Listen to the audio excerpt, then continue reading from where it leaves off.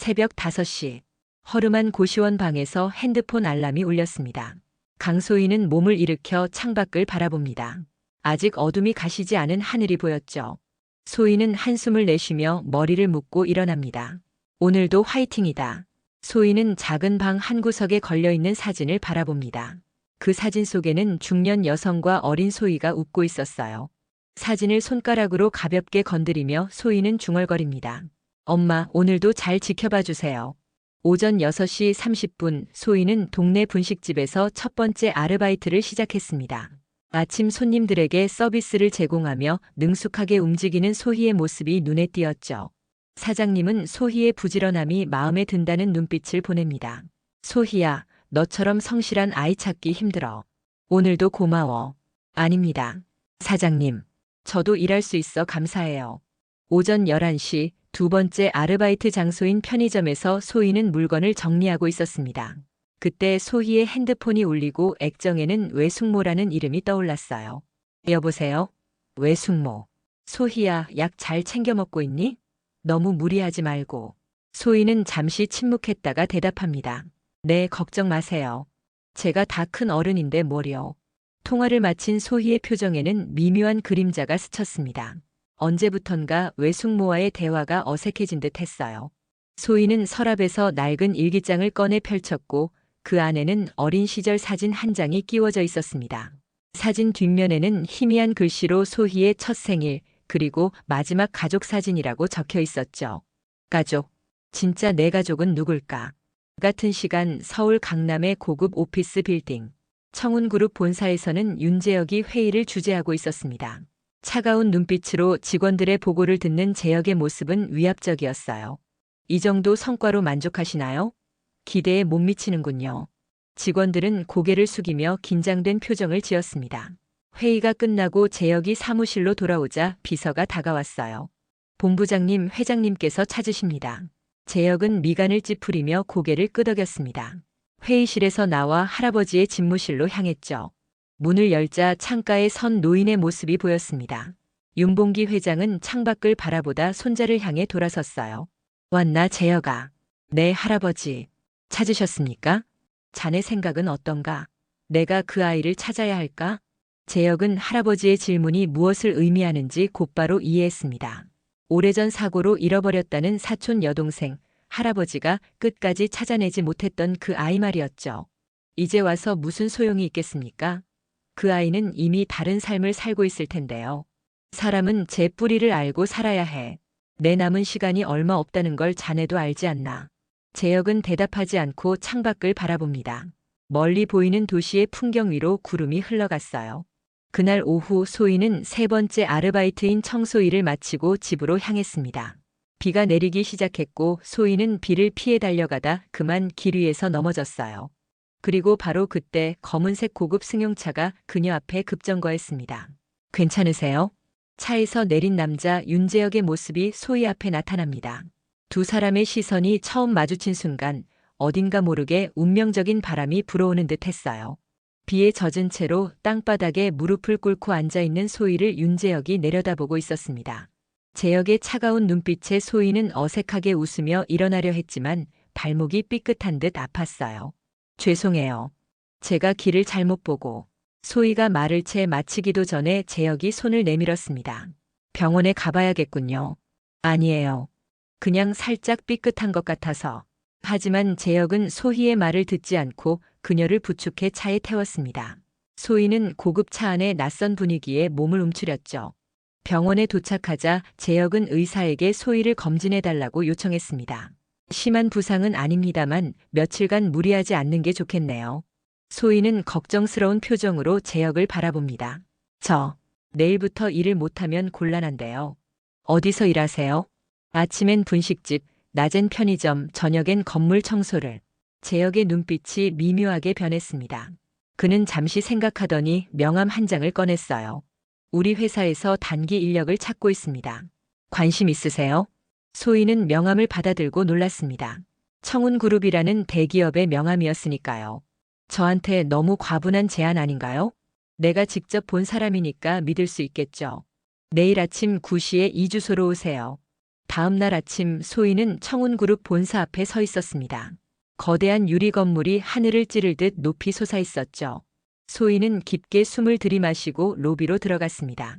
강소혜 씨 맞으신가요? 윤 본부장님 지시로 왔습니다. 이쪽으로 오시죠.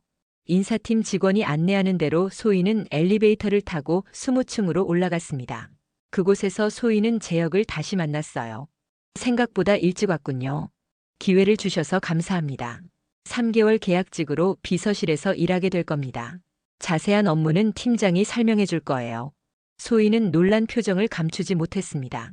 비서실이라니 아무런 경험도 없는데 가능할까요? 하지만 이 기회를 놓칠 수는 없었어요. 3개의 아르바이트를 하는 것보다 훨씬 나은 조건이었으니까요. 최선을 다하겠습니다. 그날부터 소희의 새로운 일상이 시작되었습니다.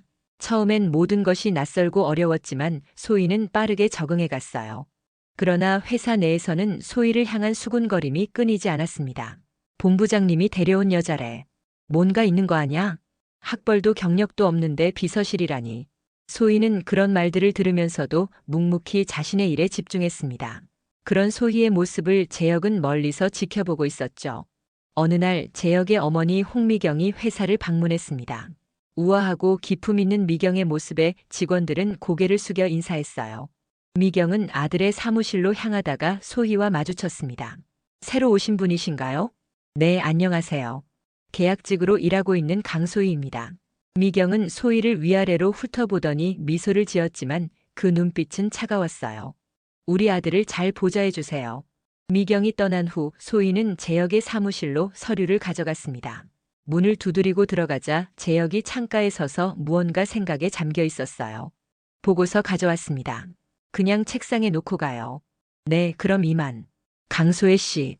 소희가 나가려는 찰나 재혁이 그녀를 불렀습니다. 네. 왜 3개의 아르바이트를 하셨죠?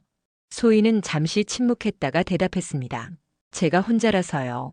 혼자서 살아가려면 그만큼 일해야 하니까요. 가족은요? 돌아가셨습니다. 재혁은 더 이상 질문하지 않았습니다. 그저 고개를 끄덕이며 수고하세요라고 말했죠. 소희가 사무실을 나간 후 재혁은 그녀의 이력서를 다시 한번 꺼내보았습니다. 그리고 그날 저녁 회장실로 불려간 재혁은 의외의 요청을 받았어요. 그 아이에 대해 알아봤나? 강소희. 네. 할아버지께서 어떻게? 내가 모르는 게 없다는 걸 잊었나? 그 아이의 배경을 조사해보게.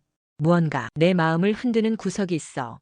재혁은 할아버지의 말에 의문을 품었지만 그 지시를 따르기로 했습니다. 그리고 그것이 소희와 재혁 그리고 청운그룹 전체의 운명을 바꾸는 시작이 될 줄은 아무도 몰랐죠.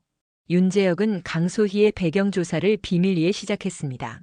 할아버지의 지시였지만 그 이면에는 자신도 모르게 소희에 대한 호기심이 자리하고 있었어요. 조사 결과 소희는 18살 때 외숙모마저 뇌출혈로 쓰러진 후 홀로 생활해왔다는 사실을 알게 되었습니다. 재혁은 의외로 단순한 그녀의 이력에 의문을 품었죠. 이게 전부인가? 재혁은 자신이 직접 나서 외숙모를 만나보기로 결심했습니다. 요양병원에 누워있는 이경화는 재혁의 방문에 놀란 표정을 감추지 못했어요. 청운그룹이라고요? 소희가 거기서 일한다는 건 알고 있지만 왜 이런 곳까지 오셨죠?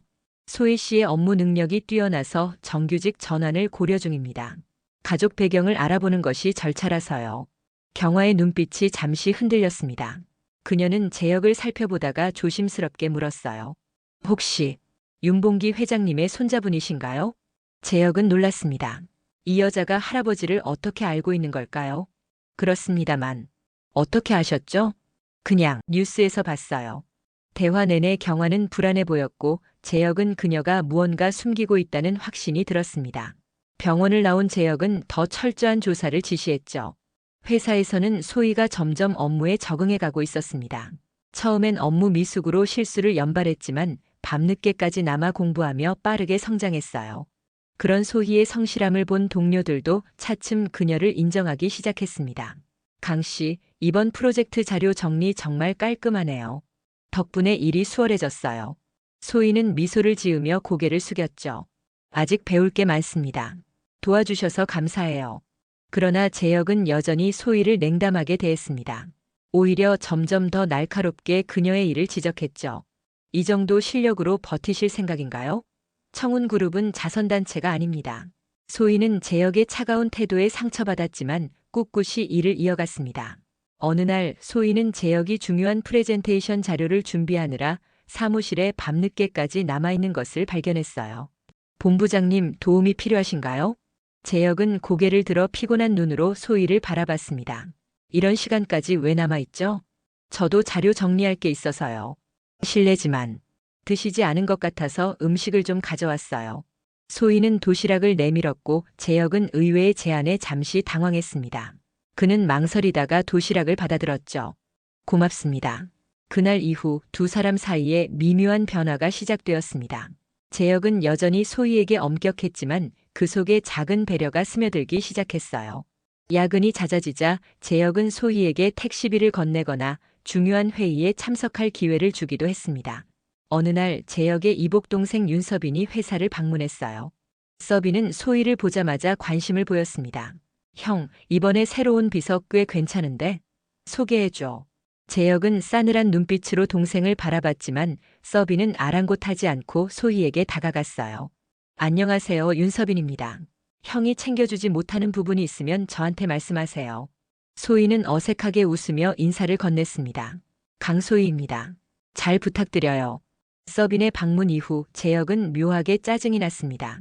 특히 서빈이 소희에게 커피를 사주거나 말을 걸 때면 더욱 그랬죠. 그런 재혁의 모습에 회사 동료들은 수군거렸습니다.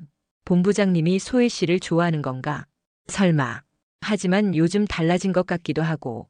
그런 와중에 소희는 우연히 재혁의 지갑에서 떨어진 사진 한 장을 발견했습니다. 그것은 어린 시절 재혁과 할아버지, 그리고 어린 여자아이가 함께 찍은 사진이었어요.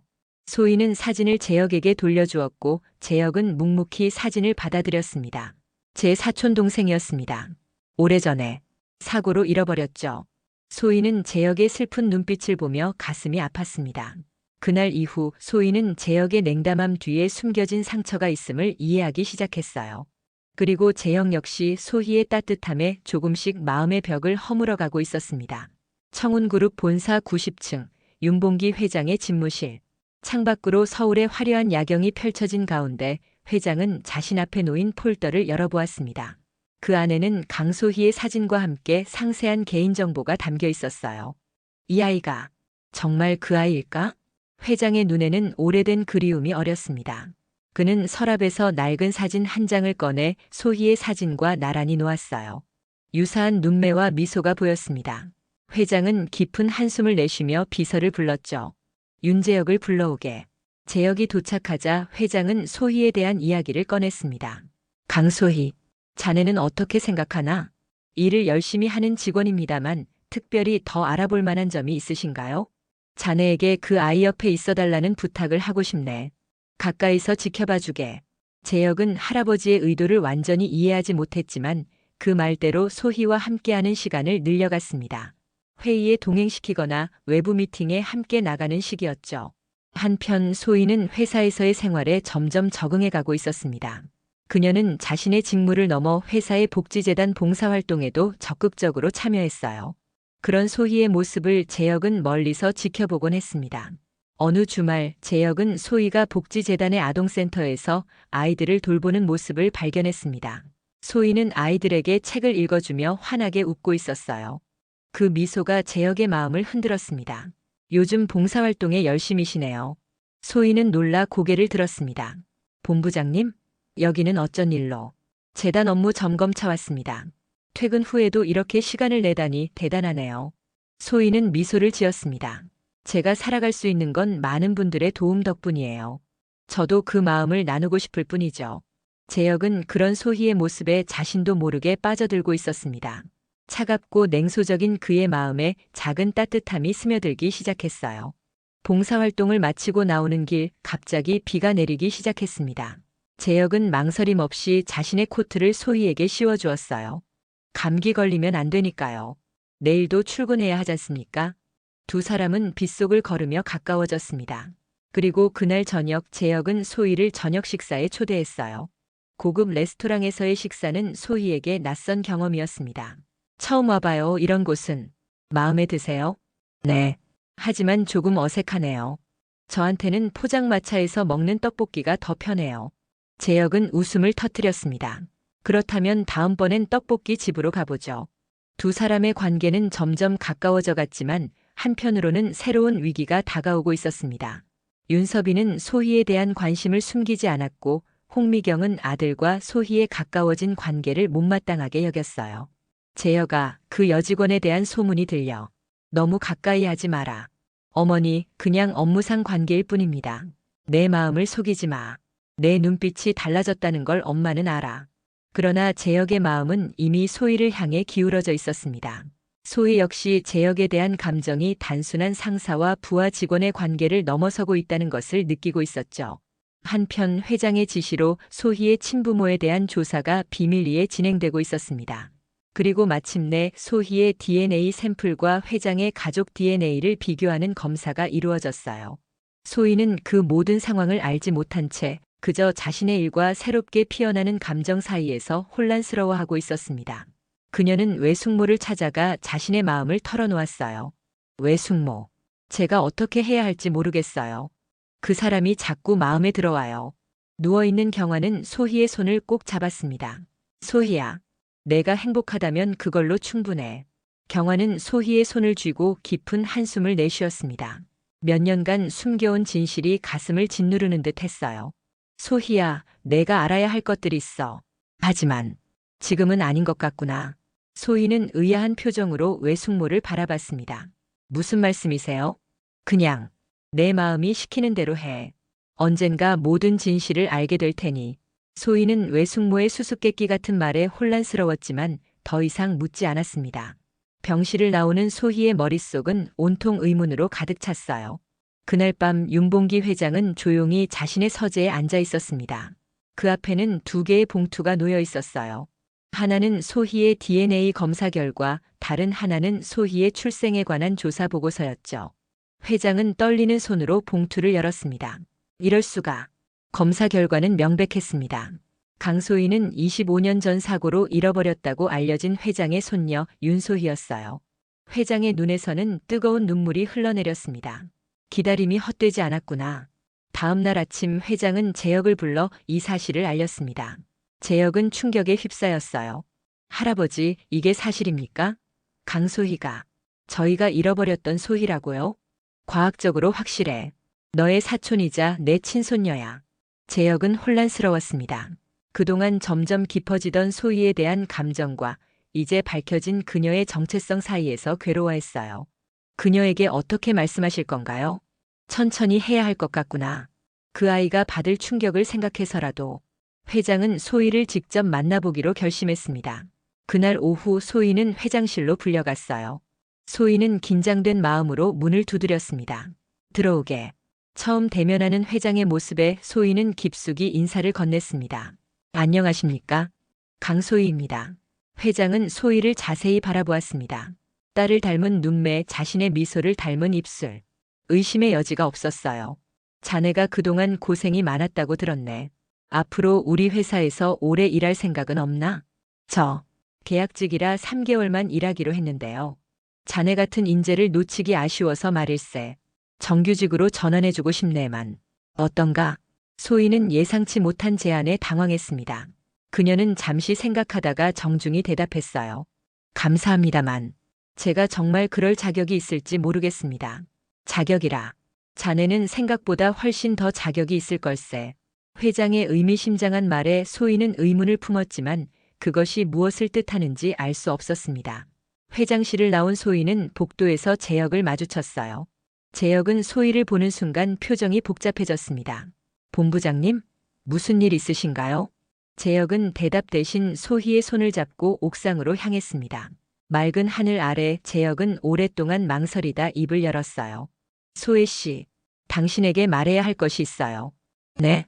당신은 사실 우리 가족이에요.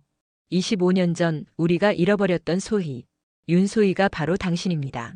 소희는 재혁의 말을 이해하지 못했습니다. 마치 외국어를 듣는 것처럼 혼란스러웠어요. 무슨 말씀이신지. DNA 검사 결과가 나왔어요. 당신은 윤봉기 회장의 친손녀입니다. 우리 친척이라고요. 소희는 다리에 힘이 빠지는 것을 느꼈습니다.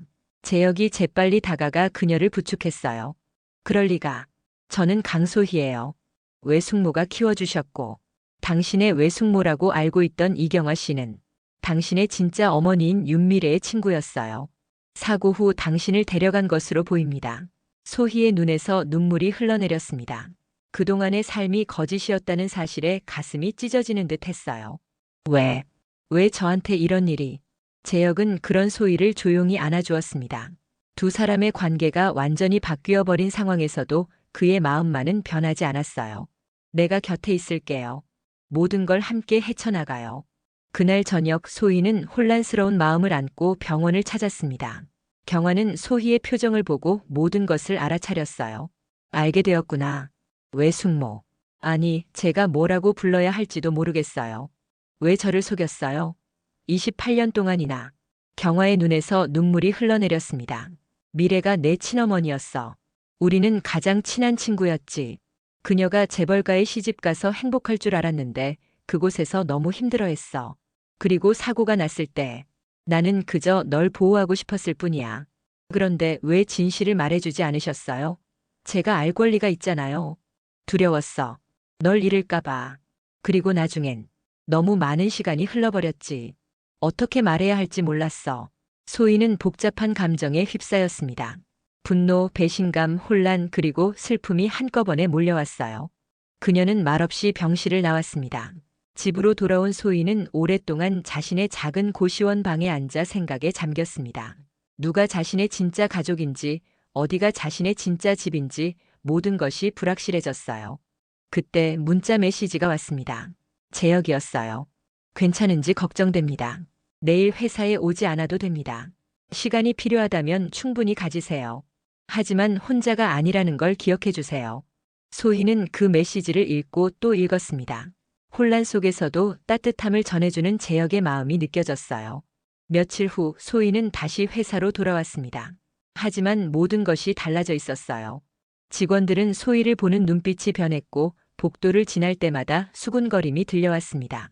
저 사람이 회장님 친손녀라며 어제 회의에서 발표했대. 이제 대우가 완전 달라지겠네. 소희는 고개를 숙인 채 자신의 자리로 향했습니다. 그녀는 재혁을 만나고 싶지 않았지만 그것도 잠시뿐이었어요.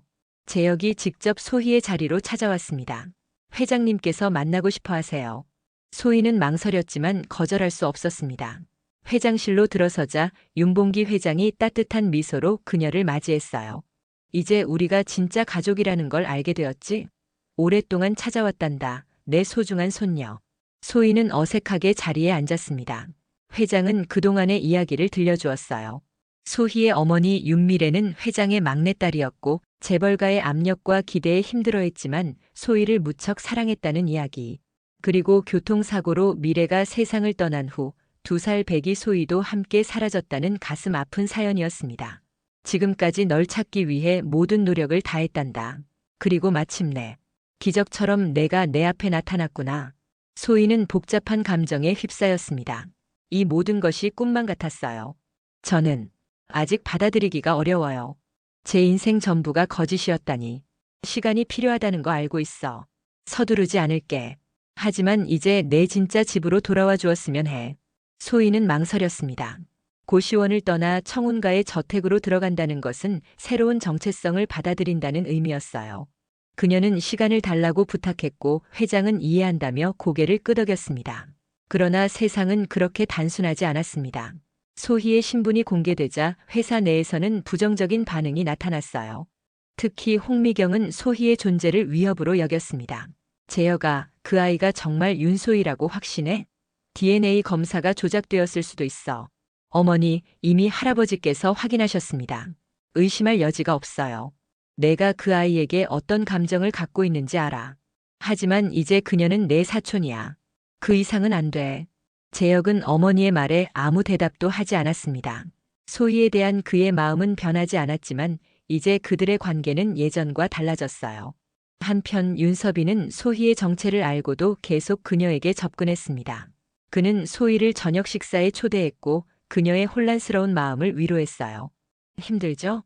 하루아침에 모든 것이 바뀌다니. 아직 실감이 안 나요. 제가 정말 윤소희인지. 시간이 지나면 나아질 거예요. 그리고 사촌이든 뭐든 제 마음은 변하지 않아요.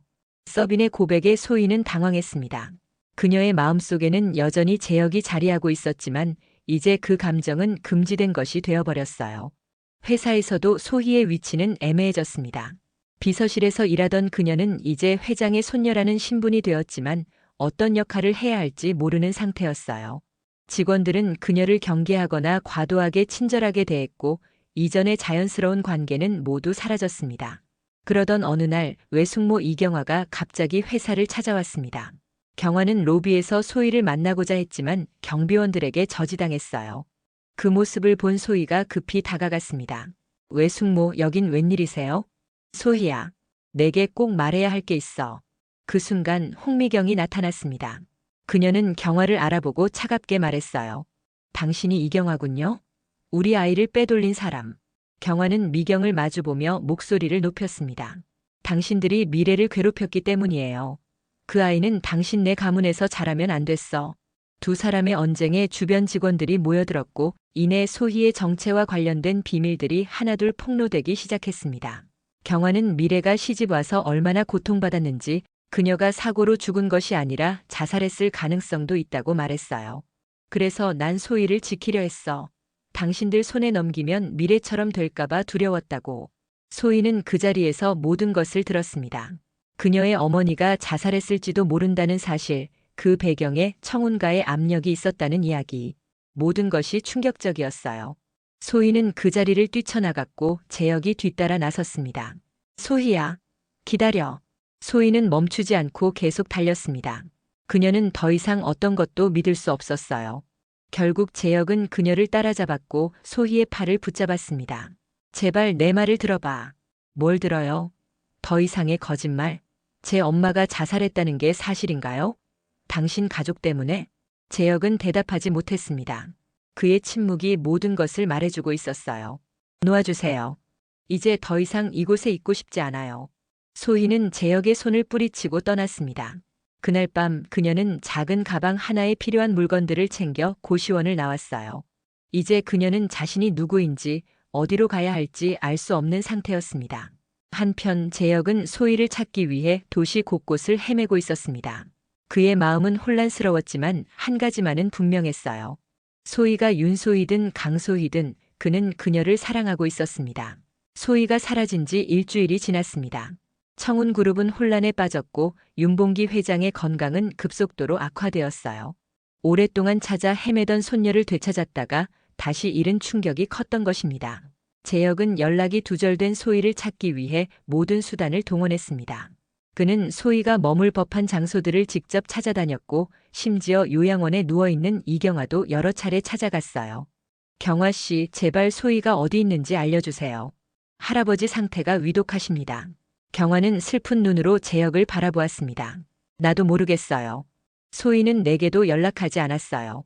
하지만 그 아이가 좋아하던 장소가 있어요. 해변이요. 어머니와 함께 갔던 동해안의 작은 해변. 재혁은 즉시 동해안으로 향했습니다. 수많은 해변을 돌아다니며 소희를 찾았죠. 그리고 마침내 작은 어촌 마을의 해변에서 홀로 앉아있는 소희를 발견했습니다. 재혁은 천천히 그녀에게 다가갔어요. 소희야. 소희는 뒤돌아보지 않았지만 그 목소리가 누구인지 알고 있었습니다. 왜 왔어요? 할아버지께서 위독하셔. 널 만나고 싶어 하셔. 소희는 잠시 침묵했다가 재혁을 바라봤습니다. 그녀의 눈에는 깊은 슬픔이 담겨 있었어요. 제가 가봤자 도움이 될까요? 저는 그저 혼란스러워요. 제가 누군지도 모르겠고. 재혁은 소희 옆에 앉았습니다. 두 사람은 한동안 말없이 바다를 바라봤어요. 나도 혼란스러워. 내가 내 사촌이라는 사실, 그런데도 내 마음이 변하지 않는다는 것. 소희는 놀란 눈으로 재혁을 바라봤습니다. 재혁은 소희의 손을 조심스럽게 잡았어요. 소희야, 내가 누구든 내 마음은 변하지 않아. 하지만 지금은 할아버지가 널 기다리고 계셔. 소희는 깊은 생각에 잠겼습니다. 그녀는 아직 자신의 정체성을 완전히 받아들이지 못했지만 윤봉기 회장이 자신을 간절히 찾았다는 사실, 그리고 지금 위독하다는 소식에 마음이 흔들렸어요. 함께 가요. 소희와 재혁은 서울로 돌아왔습니다. 병원에 도착하자 홍미경과 윤서빈을 포함한 가족들이 모여 있었어요. 미경은 소희를 차갑게 노려봤지만 소희는 그런 시선을 무시하고 회장의 병실로 향했습니다. 병실 문을 열자 산소 마스크를 끼고 누워있는 윤봉기 회장의 모습이 보였습니다. 소희는 천천히 다가가 그의 손을 잡았어요. 할아버지. 회장은 천천히 눈을 떴습니다. 소희를 보자 그의 눈에 눈물이 고였어요. 그는 힘겹게 산소 마스크를 벗으려 했고 소희는 조심스럽게 그를 도왔습니다. 소희야. 왔구나. 네, 왔어요. 많이 아프세요? 회장은 미소를 지으며 고개를 저었습니다. 내가 왔으니 이제 괜찮아. 소희의 눈에서도 눈물이 흘러내렸습니다. 그녀는 자신도 모르게 이 노인에게 이끌리는 것을 느꼈어요. 피의 끌림이었을까요? 회장은 소희의 손을 꼭 잡았습니다. 미안하다. 너를 보호하지 못해서, 내 어머니를 행복하게 해주지 못해서. 제 어머니, 정말 자살하신 건가요? 회장은 슬픈 눈으로 고개를 끄덕였습니다. 우리 가족이 미래에게 너무 많은 걸 요구했어. 그 짐을 감당하지 못했던 거야. 내가 보호했어야 했는데. 소희는 더 이상 눈물을 참을 수 없었습니다. 그녀의 가슴에는 한 번도 만나보지 못한 어머니에 대한 그리움이 차올랐어요. 그런데 왜 외숙모는 저를 데려간 거죠? 미래의 가장 친한 친구였던 경화는 미래가 너를 데리고 이 집을 떠나려 했다는 걸 알고 있었어. 사고 후 경화는 너를 이 가문의 압박에서 보호하고 싶어 했던 거야. 소희는 복잡한 감정에 휩싸였습니다. 외숙모의 행동이 단순한 납치가 아니라 일종의 보호였다는 사실을 알게 되었어요. 회장은 힘겨운 숨을 내쉬며 말을 이어갔습니다. 소희야, 가족은 피보다 더 중요한 건 마음으로 맺어지는 거야.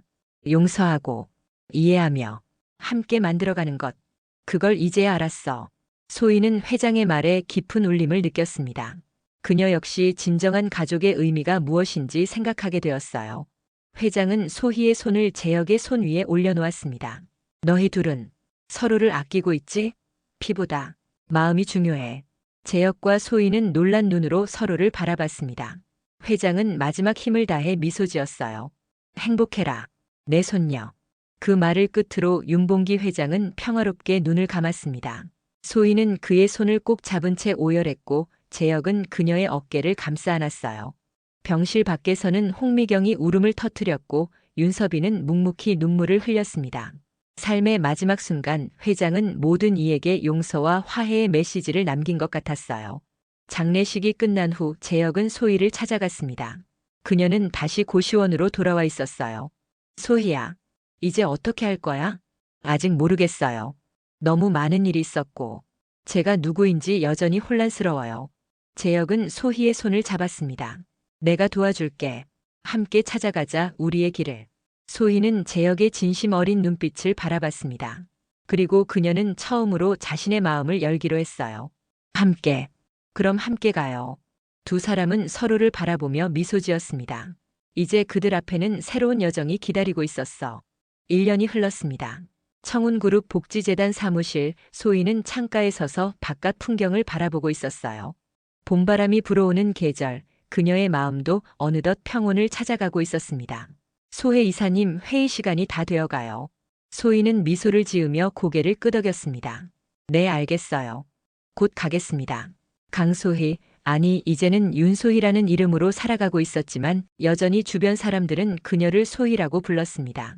소희는 책상 위에 놓인 사진을 바라봤어요. 윤봉기 회장과 함께 찍은 마지막 사진이었죠. 그리고 그 옆에는 외숙모 이경화와의 사진도 있었습니다. 그렇게 소희에게는 진정한 사랑과 화해, 그리고 새로운 시작이 기다리고 있었습니다. 오늘 이야기는 여기까지입니다. 오늘의 이야기가 마음에 닿았다면 구독과 좋아요로 함께 해주세요. 감사합니다.